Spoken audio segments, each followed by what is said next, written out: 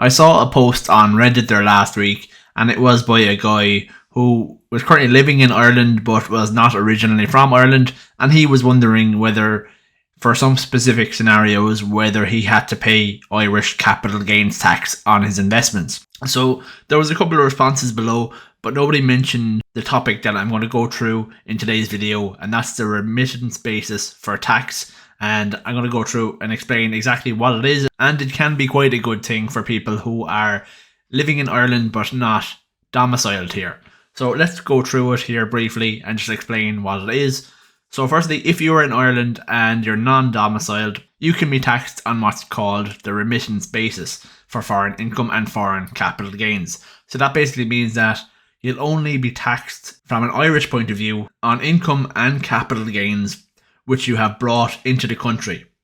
So if you have earned income or gains outside of the country and the money stays outside of the country, you won't pay any Irish capital gains tax or income tax on that money. That's why they call it the remittance basis, because you're only taxed on the amount that is remitted back to Ireland. Now, just to clarify a couple of more points. Firstly, what is domicile? So domicile refers to the country that a person considers their permanent home and where they ultimately have a long-term intention to reside. Where do you plan on living for the rest of your life? It is kind of separate from tax residency, where you're currently living. So you could say, if you're Irish like myself, if I moved to, say, the UK or Spain or France, I will still be Irish domiciled, but eventually I'll become tax resident in those countries, but I'll still retain my Irish domicile. I can change that in the future. It can become my domicile of choice. If I want to cut ties with Ireland completely and just live in that next country for the rest of my life, it's possible to change. Typically, when you are born,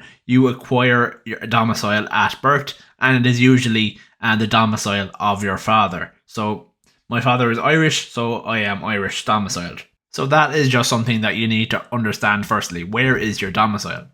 If you're non-domiciled in Ireland, then the remittance basis of tax can apply to you if you're living in Ireland. So then here is just some further clarification on how it works. So for foreign capital gains, if you sell an asset located outside of Ireland, for example, property or some shares, and you make a capital gain, you won't be taxed in Ireland for Irish capital gains tax if that money is not remitted back to Ireland.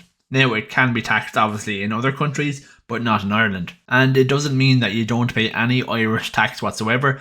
If you have some Irish sourced income or Irish sourced capital gains, you will pay Irish tax on that. So that would include the likes of Irish property.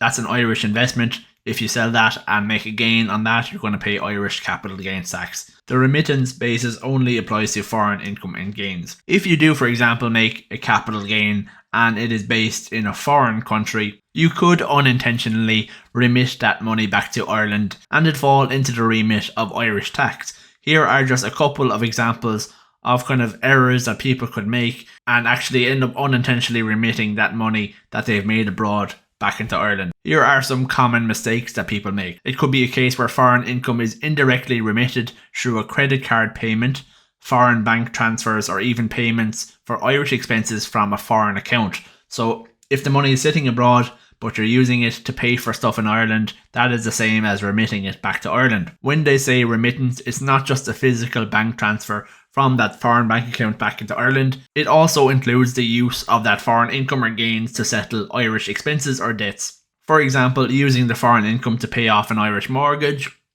transferring foreign funds to a joint account where the co-holder is an Irish resident and uses those funds in Ireland, then that's also remittance. If you use the foreign income or gains to acquire assets in Ireland, like buying property or buying Irish shares, this as well would be considered remittance. So you'd have to pay Irish tax on the portion that you've transferred back then in that situation.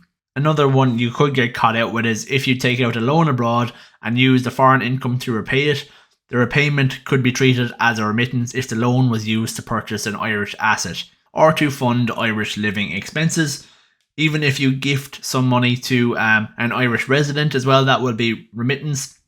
And it's very important to keep proper records of everything. If you don't have proper records of the flow of money and where it's kept, then Obviously, if you get caught up in a revenue review, you might not have any leg to stand on, and you might end up getting caught with Irish tax in that situation. So keep kind of very detailed records and have lots of controls around it if you do want to try and keep it away from the Irish tax system. If you want, you can just pause this video and read through some of these bullet points here in a bit more detail. I just want to cover them at a high level. Just lastly then, there are also some anti-avoidance kind of rules in place. They don't want you essentially creating kind of arrangements where you're moving money here and there and then eventually bringing it back into Ireland. For example, funds derived from foreign income that are first brought into another country and then moved to Ireland might still be considered remitted to Ireland for tax purposes. So that was just kind of a short video on a topic maybe that is it's kind of a niche one, but it might be applicable to a lot of the, I suppose, non-domiciled people who are living in Ireland right now. If you have any kind of questions about it, leave me know down in the comment section, and make sure and subscribe to the channel.